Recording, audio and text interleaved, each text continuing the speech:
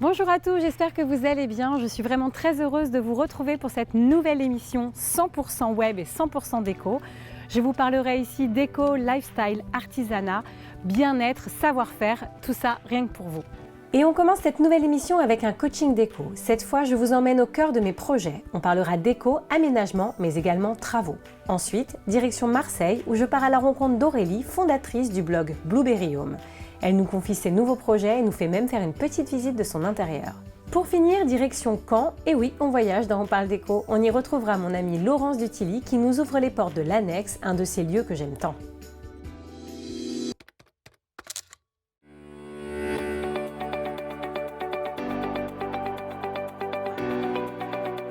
Dans cette chronique, je vous emmène au cœur de mes projets. Aujourd'hui, ma mission consiste à repenser et à optimiser la pièce de vie et la chambre d'un 2 pièces.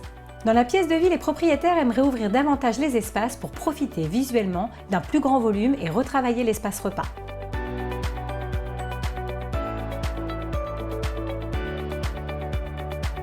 Dans la chambre, ils aimeraient créer des rangements fonctionnels et esthétiques, le tout en repensant la décoration et la cerise sur le gâteau, une coiffeuse évidemment.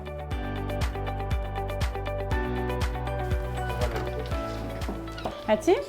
Oui. Salut. Salut. Ça va ? Ça va et toi? Ouais, ça a bien avancé déjà. Ah bah il faut. Ah la vache, ouais. Alors justement, je suis venue faire le point un petit peu avec toi sur le projet. Quand on doit casser un mur comme ça, alors moi j'ai la fâcheuse habitude, mais comme tout le monde, hein, tu vois, de faire c'est bon, c'est pas porteur. Est-ce qu'il y a vraiment des précautions à prendre? Si on casse en fait une cloison qui à la base n'est pas porteuse, mais qui contribue en fait à porter le plancher existant, en cassant la cloison, on peut fragiliser justement le plancher. Donc quand on tape le plancher, donc on voit en fait qu'il y a un faux plafond en plâtre, et on a découvert en fait qu'il y avait toutes les poutres en fait qui portaient de mur à mur dans ce sens-là. D'accord, ouais. Et que la cloison en plus n'allait pas jusqu'au plancher. Donc c'est autant d'informations qui nous ont permis en fait de casser sans faire appel à notre bureau d'études. Il y a des choses à prendre en compte quand on va faire chiffrer les travaux, parce que là on voit bien que notamment au niveau de la peinture, il va falloir faire une reprise. C'est ça. Au niveau du sol également. Exactement. Il y a l'électricité, c'est une inconnue à prendre en compte, donc un risque. Comment cheminer les réseaux électriques. Les précautions à prendre, donc c'est d'isoler en fait les prises qui sont sur cette cloison, donc en allant au tableau électrique et en disjonctant tout simplement. D'accord. On casse et voilà. Pareillement en fait pour la plomberie. D'accord. Mais bon, nous dans notre cas de figure, donc toute la plomberie en fait est concentrée de ce côté-là. De ce côté-là. Donc on va dire que le risque était minime là-dessus. Était nul. Donc là, on a chiffré donc, le fait de démolir ce mur. Du coup, vient s'ajouter la reprise, donc l'électricité ou la plomberie selon la configuration. Également la peinture. Alors la peinture, moi, c'est un sujet que les clients découvrent à chaque fois. Hein. D'ailleurs, on en fait souvent l'expérience. Ils n'ont pas conscience du coût. Il faut toujours montrer en fait la finition existante de la peinture, si le grain en fait existant leur convient ou pas visuellement. Dans des appartements en fait parisiens haussmanniens classiques, donc on a des corniches qui ajoutent en fait la difficulté, un surcoût, donc du temps, surcoût, etc. On a également en fait des soubassements en bois, donc des moulures avec une simèse. Donc là c'est pareil, ça ajoute en fait du travail supplémentaire, donc du temps et donc un surcoût. En général, on est au minima à 45 € du mètre carré à peu près.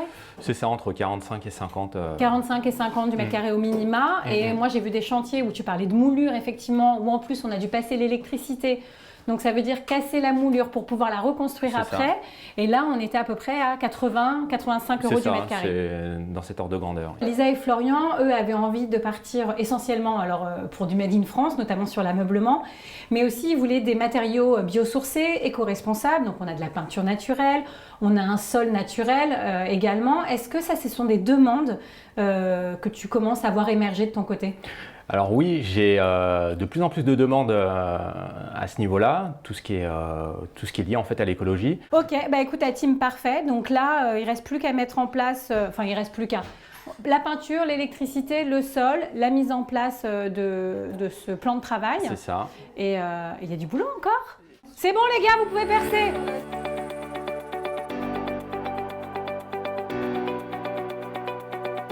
Bon bah merci Frédéric d'être venu toujours à l'appel.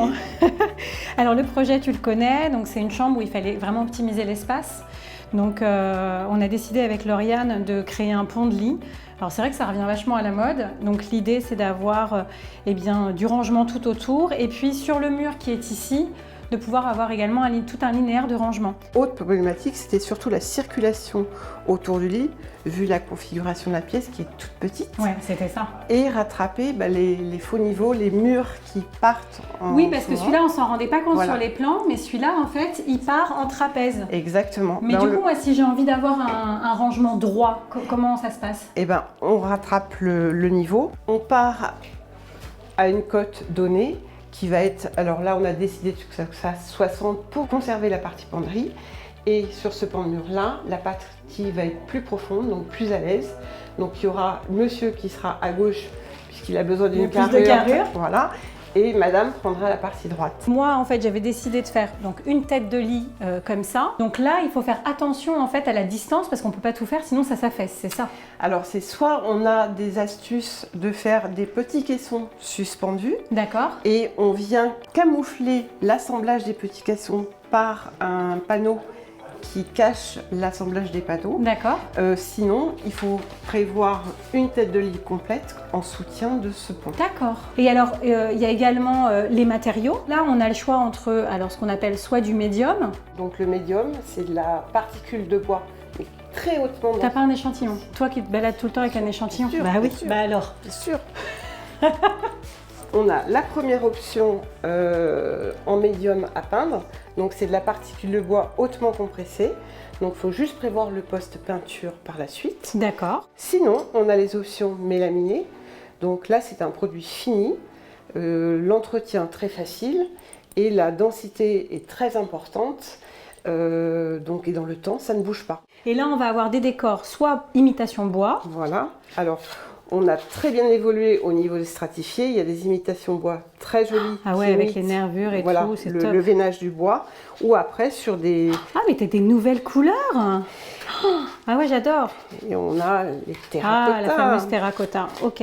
Et donc là, en fait, selon le budget du client, selon aussi le degré de finition, C'est ça, c'est un peu, il faut matcher, c'est ça, entre les envies du client et le budget aussi. c'est ça. Moi, il y a un truc que j'ai appris au tout démarrage, donc maintenant il y a 7 ans, mais notamment avec toi, quand j'ai commencé à te faire les dressings et que tu me disais, le monsieur, il fait combien de pointures? Et là, j'étais là, mais pourquoi elle me demande la pointure du mec? Quand on doit prévoir des espaces rangement chaussures, il faut que je puisse connaître la profondeur que je dois prévoir. Parce qu'un monsieur qui chose du 40 n'est pas la même profondeur qu'un monsieur qui chose du 45-46. Là, on est sur du vrai sur-mesure, on optimise au maximum l'espace. Là, on fait vraiment un meuble qui prend toute la hauteur sous plafond. C'est ça. Mais en tout cas, merci beaucoup Frédéric. Il n'y a plus qu'à choisir du coup les matériaux qu'on va prendre avec Lisa et Florian.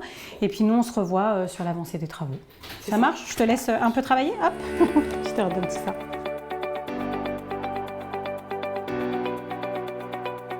Les 3 points à retenir pour ce projet, et si vous aussi vous avez envie de changement, lorsque vous souhaitez ouvrir les volumes, n'hésitez pas à casser des cloisons. Par contre, assurez-vous avant que celles-ci n'ont vraiment pas le rôle de mur porteur.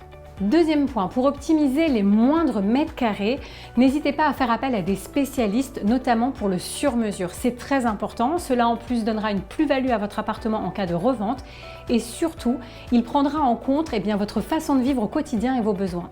Troisième et dernier point, vous êtes de plus en plus nombreux à chercher le Made in France, l'éco-responsabilité.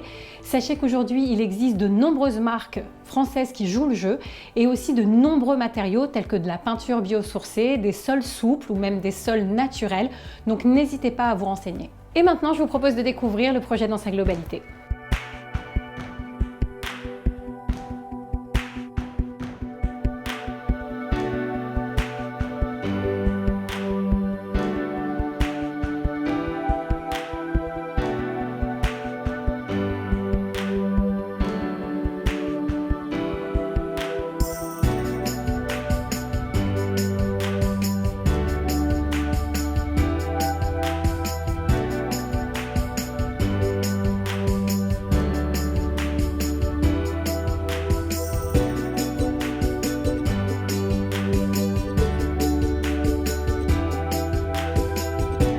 Et vous, c'est quoi votre projet?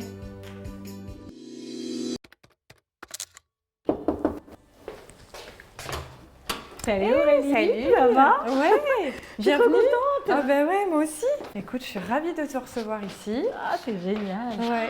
Oh là là. Et alors, t'as un appartement qui est hyper atypique. C'est pas le 3 fenêtres marseillais classique. On est plutôt sur une forme un peu triangle. Donc tout était cloisonné avec des peintures très foncées. Tout ça, il faisait pas beau en plus ce jour-là. Mais tout de suite, on s'est projeté et on s'est dit, ok, si on pète tout, il y a moyen d'avoir une pièce à vivre, une grande pièce à vivre. T'as énormément de fenêtres, t'as même Ouais. un petit balcon, je me permets. Ouais, bien sûr. La déco, ça te connaît, puisque toi, tu as un blog depuis... Moi, ça fait 7 ans. Toi, ça fait combien de C'est temps? la 10e année, figure-toi. 10e année. 10e année en septembre, ça fera 10 ans Ah, la déjà. vache.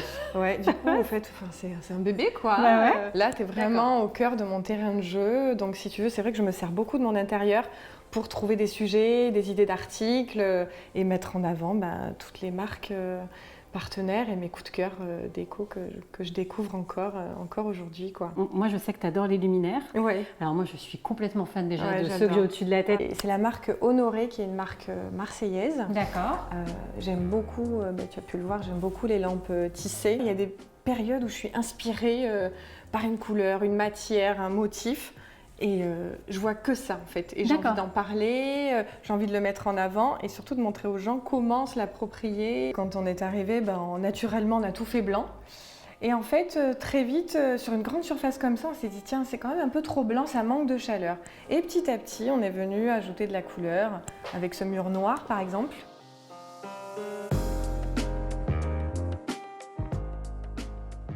Et alors le rose, toi, tu es comme moi, je crois que tu as un problème avec le rose. Ouais. Une cuisine rose, c'est fou ça quand Ouais. même. Alors, pour mon mari, je dis beige rosé. D'accord, tu vois, c'est pour- nude. Pour que la pilule passe mieux. D'accord. Mais en fait, c'est vrai que j'aime beaucoup le rose dans la déco. Quand on a peint cette cuisine, je l'ai appelée ma cuisine enveloppée. Parce que je trouvais qu'on se sentait un peu comme dans un cocon, parce que c'est doux. Et je regrette pas du tout le choix de cette couleur qui me plaît beaucoup, qui, voilà, comme je te disais, qui fait bien ressortir le carrelage blanc, tous les matériaux utilisés dans cette cuisine qui peuvent paraître un peu bruts. Et la petite nouveauté qu'on adore, c'est ce néon en fait. Mais oui, mais je viens de voir ça, c'est magnifique. Ouais, ça c'est tout récent.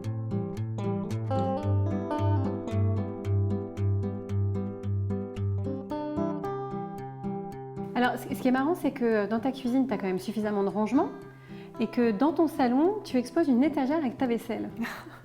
Si tu veux, écoute, on pourrait appeler ça un néo-vaisselier en fait. D'accord. Le shelfie. Ah, je connaissais pas du tout. Alors, en fait, c'est le selfie, mais des étagères, parce que shelf, c'est étagère en anglais. D'accord. Bon, alors, cette suspension, cette incroyable suspension qui nous vient de chez Maison Paloma. Maison Paloma, qui est donc une créatrice que j'aime beaucoup, que je suis depuis un petit moment. Et encore une fois, avec du rose et mélangé à toutes ces couleurs un peu douces qui font que c'est tout l'univers que j'aime, quoi. Dans les grands volumes, on a tout intérêt à mettre des grandes suspensions parce que les petites suspensions, elles ont tendance à se perdre et il y a un déséquilibre en fait.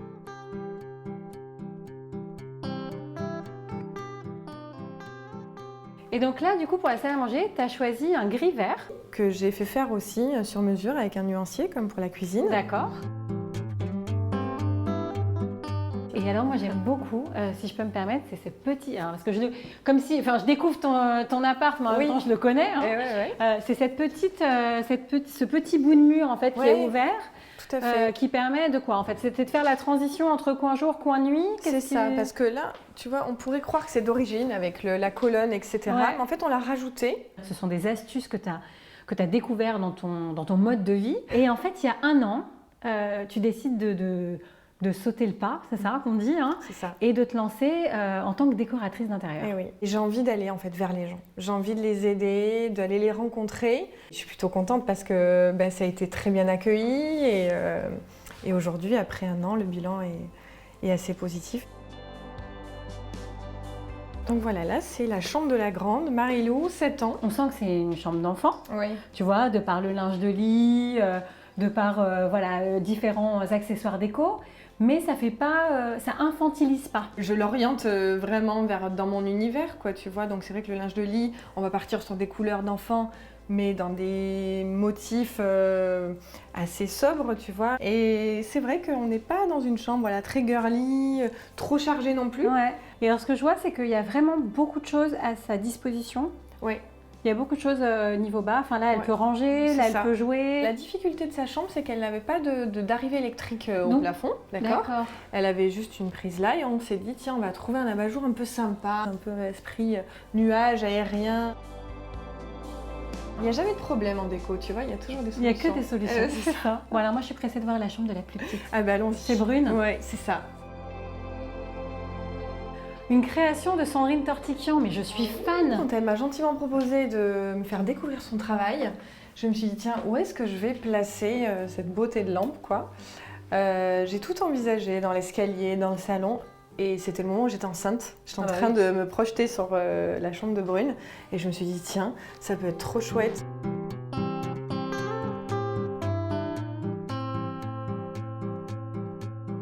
Elle, sa chambre est quand même bien plus petite. C'est vrai qu'elle a une forme atypique, Ouais. c'est pas facile, Ouais. mais elle est très claire déjà, et puis il y a une jolie hauteur sous plafond, elle est très bien agencée. L'armoire là-bas qu'on voit qui est magnifique, c'est... Si je te le dis, tu me croirais pas.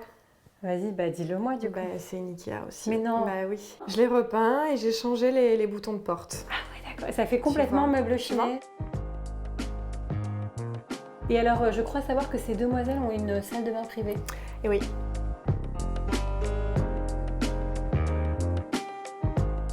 Et par contre, on retrouve les couleurs que t'aimes tant dans la Ouais. salle de bain. Et j'ai voulu apporter un peu de chaleur, quoi, de douceur. Et j'ai choisi un terracotta un peu rosé. Ouais, il est très beau.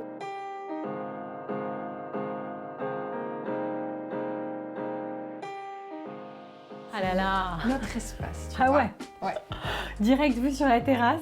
Ouais, vue sur la terrasse, sous les toits. Et c'est notre petit cocon. C'est ça qu'on a bien aimé aussi dans l'agencement de cet appart. C'était le fait que la chambre des parents soit en haut, seule à l'étage. Et là, t'as mis le fameux noir que tu aimes Ouais. tant en tête de lit. En tête de lit, tu vois. Et ça fait plus de 3 ans qu'il est là.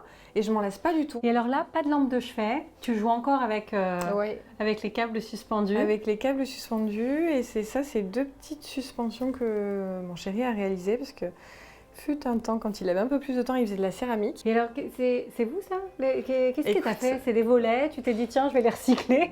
En fait, ça y était. Quand on est D'accord. arrivé, c'est un petit cafouche, comme on dit ici, où il y a beaucoup de rangements, c'est très grand en fait, Ah ouais, là-haut. d'accord. Mixé à la déco, un peu léché, tout ça. Mm.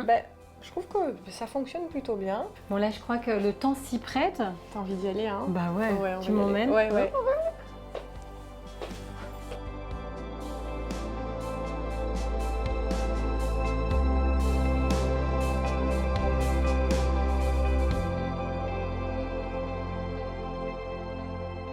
En tout cas, franchement, ta terrasse, je l'avais vu aussi sur Instagram, mais à vivre, c'est 2 fois mieux. Non, mais c'est agréable, on a Ouais. l'impression d'être ailleurs. Ouais, c'est ça en fait, alors qu'on est dans le centre-ville de Marseille. En tout cas, très belle visite déco. Merci beaucoup. Je t'en prie, avec grand plaisir. Non, je pars pas tout de suite, c'est pas Non, grave. non, tu restes un je peu peux rester encore, un peu. oui. Ah, ok. Ouais.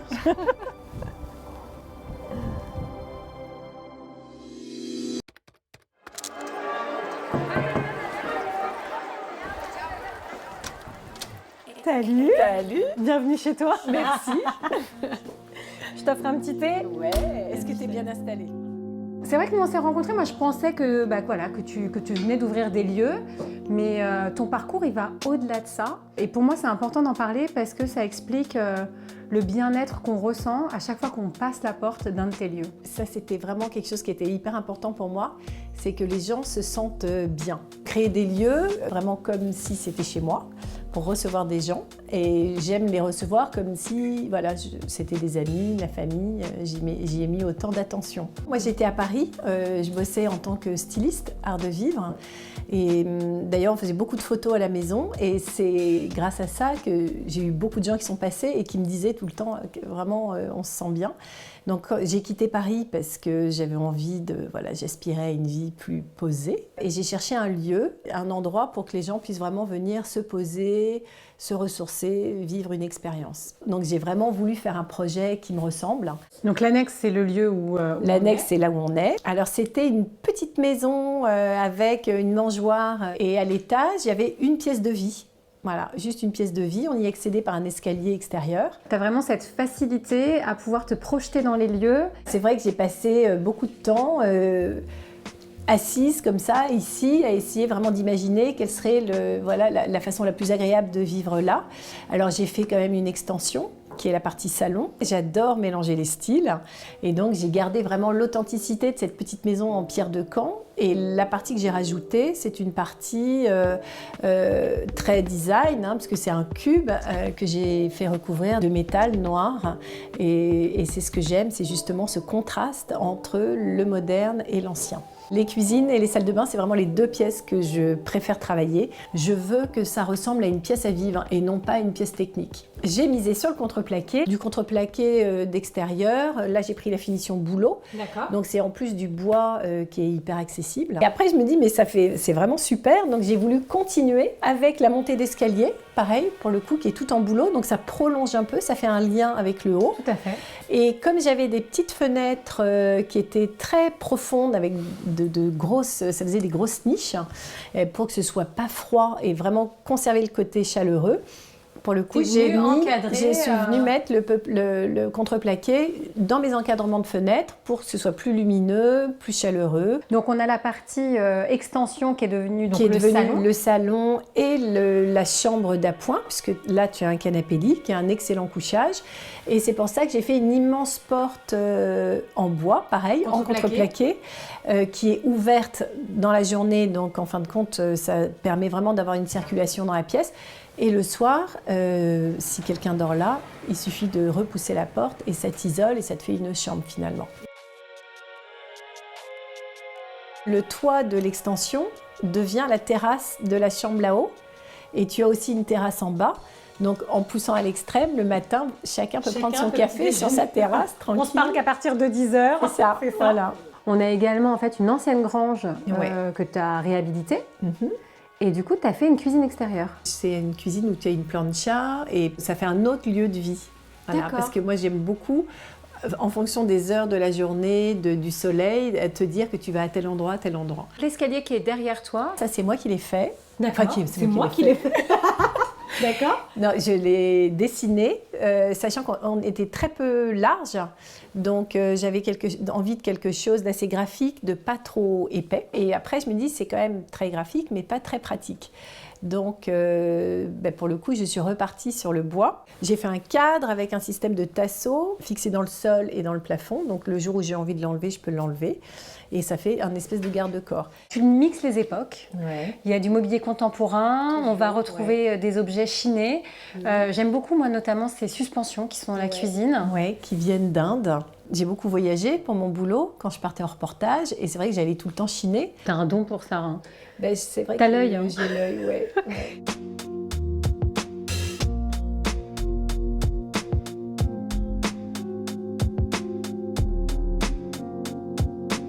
Et alors, au niveau de la lumière aussi, alors, qu'est-ce qui se passe? Parce qu'il y en a partout. Ah, la lumière, c'est quelque chose de très très important parce que c'est ce qui va te donner une ambiance. Il faut multiplier les éclairages indirects avec des appliques, des suspensions, des lampes de pied. Et puis, quand on arrive en haut, il y a quelque chose qui se passe parce que là, il y a cette hauteur sous plafond, ce volume. Même quand tu es dans la salle de bain, tu as cette hauteur. Tu profites de la hauteur sous Ouais. plafond.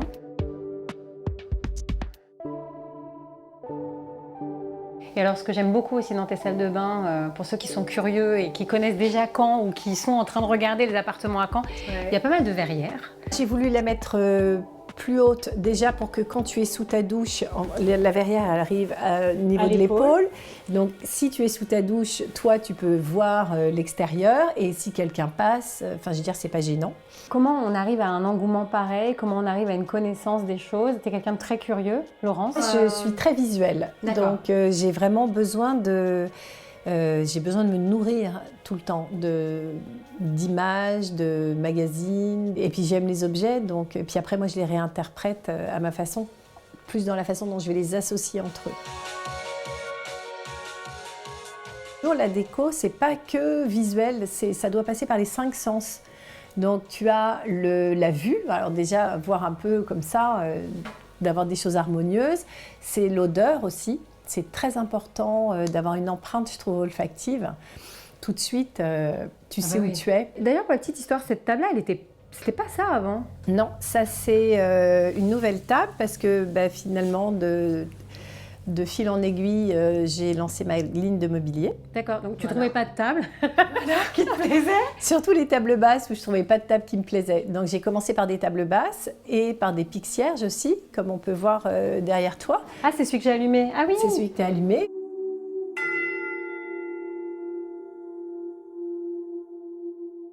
Donc tu as lancé ta gamme de mobilier. Ouais. Donc il va falloir que je revienne Voilà. pour que tu m'en dises un peu plus. Exactement. Et voilà, On parle déco, c'est terminé pour aujourd'hui, mais vous pouvez retrouver toutes les émissions sur mes réseaux sociaux et sur mon blog. Vous trouverez également en commentaire de cette vidéo tous les noms des participants et de mes partenaires. Je vous dis encore merci et à très bientôt.